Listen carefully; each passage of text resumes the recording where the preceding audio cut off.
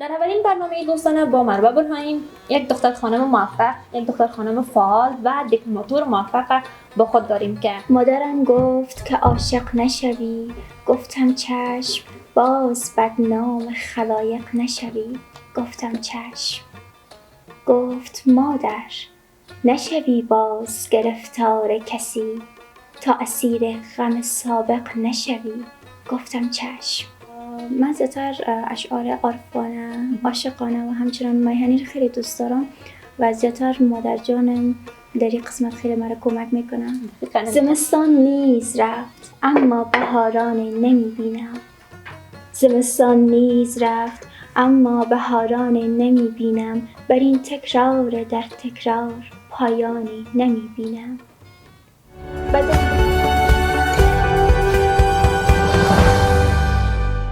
به نام پروردگار یکتا، سلام و وقت بخیر خدمت تمامی شما بیننده های خوب و مهربان چینل هدف میدیا. امیدوار هستم که خوب و صحتمند و سر حال باشین و هسته‌زند روزگار در حفظ پناه پروردگار یکتا قرار داشته باشید و روزتان داماننده هفتاب قشنگ و زیبا آغاز کرده باشید. خرسند هستم که در اولین برنامه دوستانه در خدمت شما عزیزان خوبان قرار دارم و فراموش نکنید که چینل هدف میدیا را سابسکرایب کنین، لایک کنین و کامنت های زیبا و مقبولتان را بر ما بگذارید و همچنین در صفحات اجتماعی فیسبوک، تیک تاک و اینستاگرام ما را همچنین فالو داشته باشید. در اولین برنامه دوستانه با مروه برهانی، یک دختر خانم موفق، فعال، توانا و یک دیپلماتور بسیار زیاد خوشکلام و زیبا را همچنان به خود داریم. چه خوب است که بریم به همراه این دیپلماتور موفق ما و دختر خانم فعال معرفی شویم. سلام خدمت خودت الینای عزیز، خوب هستی؟ تشکر، سلامت باشی مروه جان. سلام خدمت خودت و همچنین بیننده های عزیز. امیدوار هستم که جور صحتمند باشید. سلامت باشی. تشکر عزیزم، ممنون از اینکه دعوت ما رو پذیرفتی و به برنامه ما آمدی. خواهش می‌کنم. و خوشحال هستم از اینکه اولین برنامه دوستانه را با یک دختر خانم فعال آغاز کردیم. تشکر مروه جان. خب پس چه خوب است که بریم به طرف سوال‌ها و پرسش‌ها. اما قسمت که من در آغاز برنامه گفتم که دکلمه کردن یا هم دختر خانمی که دکلمه میکنن رو با خود داریم. چه خوب است که سوال می‌خواست از این آغاز بکنیم که الینای عزیز چی باعث شد که خودت به سرودن شعر رو بیاری؟ چی باعث شد که خود دکلمه بکنی؟ خب همین شوق و علاقه‌ای که من به دکلمه داشتم همین باعث شد که من بتونم که یک دیپلماتور موفق باشم و همچنین تشویقای دوستا بود و تشویقای فامیل بود که من تونستم یک دیپلماتور موفق باشم. بسیار عالی. و آیا در دکلمه کردن به شکل مسلکی آموختی یا نه با شوق و ریاضت و تمرین پیش خود آموختی؟ نه خیر، من در کدام جای یا پیش کدام استاد دکلمه رو نیاموختیم، فقط با اون شوقی که خودم داشتیم تونستیم به اینجا برسیم. ماشاءالله. هنوز الینا جان به شکل مسلکی دکلمه رو نیاموختن که این زیبا و عالی دکلمه میکنه. اگر به شکل مسلکی میاموختین اون زمان چی خواهد بود؟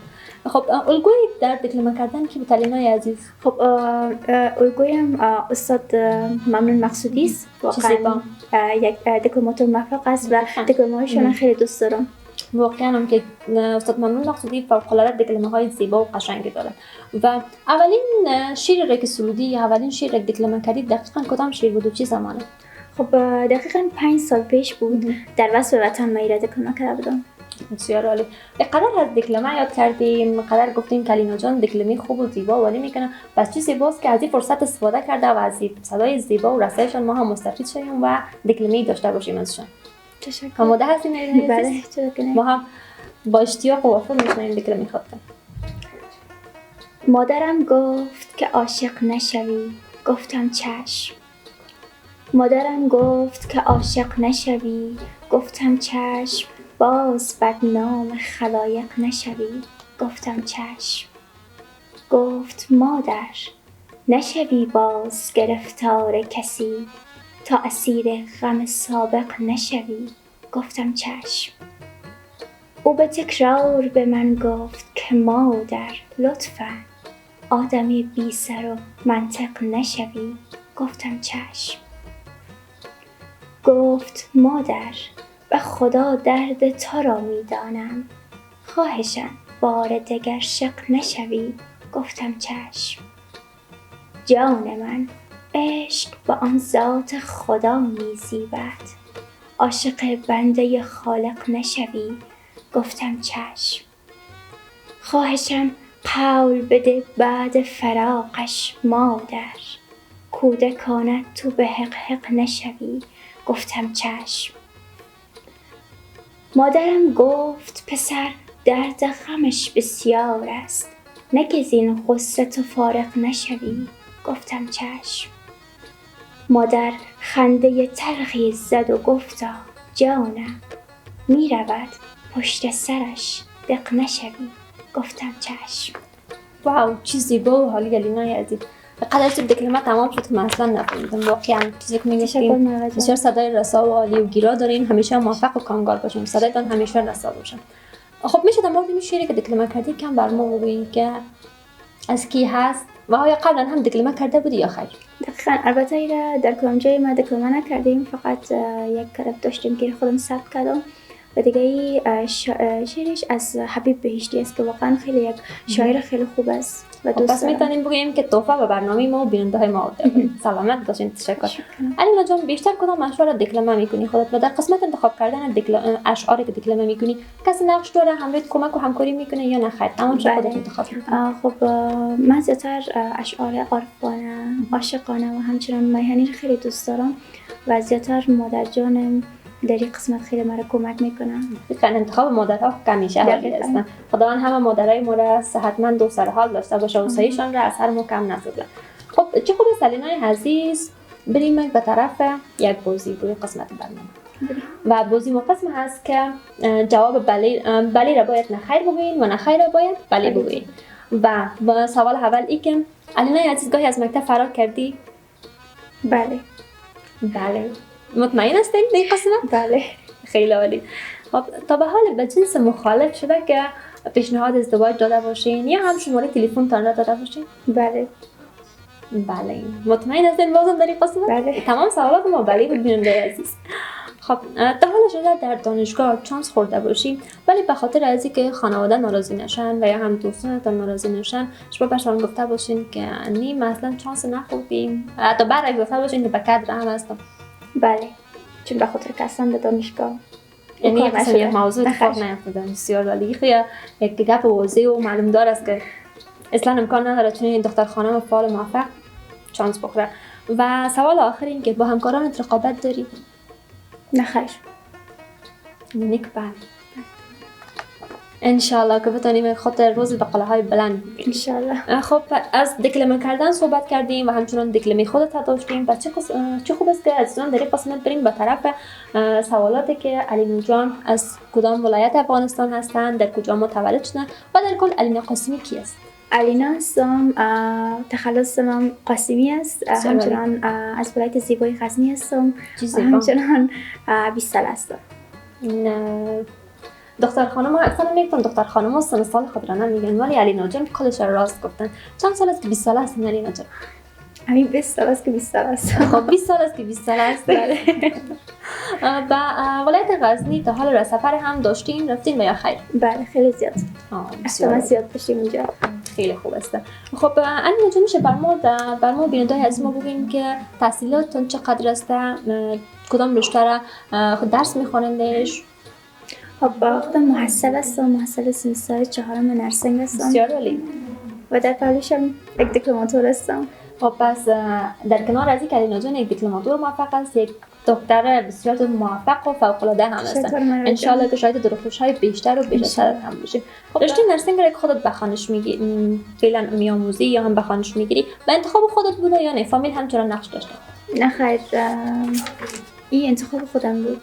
همون شوق علاقه‌ای که من داشتم و انتخاب یعنی خودم بوده و همچنان در پهلوش هم فامیلم خیلی مرا تشویق کردن. دقیقاً زمانی که ما تشویق فامیل رو نداشته باشیم یا هم مشوق ما فامیل ما نباشه نمیتونیم به جایی برسیم و خداوند چنین فامیل های ما را همیشه سربلند و سرفراز داشته باشه که همیشه حمایتگر دختر خانمایشان، همیشه حمایتگر اولادایشان و فرزندانشان هستند. خب بدور از تحصیل، بدور از خانواده، بدور از دکلمه، یک سوال کاملا متفاوتی که عجیب‌ترین کاری که در زندگیت انجام دادی چی بوده و آیا از انجام دادنش پشیمان شدی یا خیر؟ این رقم علینا جان همینجا لبخند زد. من فکر میکنم که بسیار کارهای عجیبی را خودت انجام دادی. واقعا خیلی یک سوال جالب است و تا زمانی که خود سوال را جواب میدی من هم برای چای تعارفی داشته باشم میتونی که استفاده کنی. خب زمانی که من صنف 6 مکتب بودم خب وقت خود بودم حالا خدای حالا خب نام خدا آتش برجست. دقیقاً زمانی که صنف 6 بودم خب چند دوستم عینک میزدن اینا و من عینک پوشیدنم خیلی دوست داشتم و گفتم یک روز باش که همین کارم انجام بدم ببینیم که چی میشه. یک روز مادرم گفتم که چشم خیلی ضعیف شده، من دیگه نمیتونم. مادرم بیچاره از اینکه که ورقتا شده بود من پیش دکتر چشم بود. بعدش اونجا یک اروپای چی میگن آمشه؟ ارقام رومی اینا رو میکنم که کدام طرف است. بعدش من اونا رو که میگفتم غلط جواب میدادم. چند معاینات انجام دادن گفتن که اینا که چشمشون ضعیف است. یعنی از قصد انجام با قصد دیگه. بعدش وقتی که عینک زدم دواهایی که استفاده کردم واقعا به چشم خیلی ضرر رساند و نزدیک بین خودم از دست دادم و این واقعا یک خاطر خیلی بد بود برام در زندگی و شما هیچ وقت کار انجام ندید. ما میتونیم از این کار علینا جان تجربه بگیریم که اصلا این کار نباید به خاطر شوق خلاقی خود استفاده بکنیم که بعداً باعث شوق علاقه بیجا باشه. فامیل از این کار خبر شدن یعنی یه حال خبر شدن؟ نه خیر خبر ندارم. خب پس اینا فایده کردیم و فامیل همچنان که از این موضوع آگاهی پیدا کردن و حالا که انشالله مشکل نداریم. نه خیر. خب خدا رو شکر. میتونیم که چای بگیریم، کلچه بگیریم، میفرمایید. شکر. خب علینا جان فرض کن در یک صحرا هستیم و در صحرا هم تنها به حد و به اندازه همچنین گرسنه هستیم، چون که گرسنگی و تشنگی قدر نمیشه که باید تحمل کرد و فقط در صحرا دو چیز وجود داره برای خوردن، قرمه موش و قرمه پشک. کدومش به خاطر خوردن استفاده میکنی؟ اگر راستش بگم هیچ کدومش نه اصلا هیچ امکان نداره، چون قرار است که دیگه خود از فرد گرسنگی از بین بری، خدای نخواسته، و به خاطر اینکه باید زنده بمونی باید وقت خوردن یکش انتخاب کنی. چون به خاطر که پشک خیلی دوست دارم شاید پشک دوست دارین بازو رو میخواین نوش جان بکنین چاله مثلا باز میشه از تجربیاتتون بر ما همتون قصه بگید. خب چیزی باز که باز هم بریم به طرف یک بوزیم و بوزیم ما در این قسم است که سوالات رو باید در ظرف 1 ثانیه جواب بدیم. خطرناک نه راحت باشین، سوالات خطرناک نیست، به حساب سوالات غلیظ و سنگین نیستن. سوالات که شما هر روز هم باشون سر کار دارین. آشپزی کردن یا ظرف شستن؟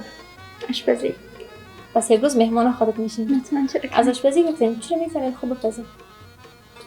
کل چیزا میتونم اما زیادتر قابلی در کنار قدر مصروفیتی که دارین ماشاءالله دیپلم دکتر همچنان هستین، چطور دانستین که قدر به کاربار خانه خب من زمانی که 9 ساله بودم مادرم در کار خانه واقعا من زیاد تشویق میکرد. بسیار خوب است. از همون خاطر است که قدر ماشاءالله فعال هستین. مادر یا همسر؟ طبعا که مادر. مجرد هستین یا متحد؟ مجرد هستم.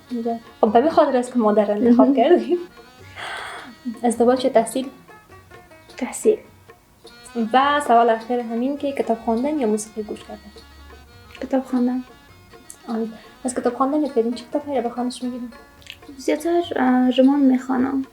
خب پس من یک دختر خانم دیگر همچنان در کنار خود پیدا کردم که عاشق رمان است و رمان خواندن دوست داره. خب پلینای عزیز، یک جهان تشکر از اینکه به برنامه ما آمدی، قدم رنجه کردی. واقعا خوشحال هستم که خودت امروز در برنامه داشتم و او هم در اولین برنامه دوستانه از طریق هدف میدیا و خوشحال هستم از اینکه در اولین برنامه دوستانه از طریق هدف میدیا چنین یک دختر خانم فعال موفق را با خود داشتم و از خداوند متعال بر موفقیت‌های بیش از حد و بیشتر رخواهان هستم. اگر هر پیام باشه میتونی که و هموطنان عزیز مبین کامل مرتب. تشکر منوع جان از اینکه منو در برنامه زیبایتون دعوت کردن. خب پیامم در اخیر است بر بیننده‌های عزیز که هیچ وقت از هدفشان دست نکشن تا که میتونن کوشش و تلاش داشته باشن، پشت کار داشته باشن و هدف مشخص داشته باشن در زندگی خودشون تا بتونن به قله‌های موفق برسن. سلامت باشید. تشکر علینای عزیز. و همچنان فراموش نشه که در اخیر همچنین یک دیکلمی از علینا جان با خود می داشته باشیم و از شما عزیزان همچنان یک دنیا سپاس که تا این دم با برنامه دوستانه از طریق چینل هدف میدیا بودین و امیدوارم که مورد پسندتان قرار بگیره. فراموش نکنین که چینل هدف میدیا را سابسکرایب کنین، لایک کنین و کامنت های مقبول زیبایتان را بر ما همچنان بنویسین و برنامه‌های ما را با دوستانتان شریک بسازین. در صفحات اجتماعی تیک تاک، اینستاگرام و فیسبوک همچنان ما را فالو کنید و تا برنامه بعدی که باز هم ممر و برهانی در خدمتتان قرار میگیرم همگیتان به خداوند یکتا میسپارم. امید است که روز خوب خوش را داشته باشین. ایام به کامتان خدا نگهدار. زمستان نیز رفت اما بهارانی نمیبینم.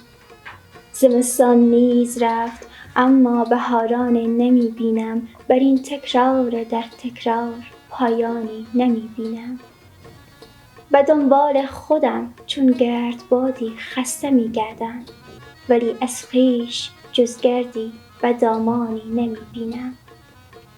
چه بر ما رفته است ای عمر، ای یاقوت بی قیمت، که غیر از مرگ گردنبند ارزانی نمی بینم.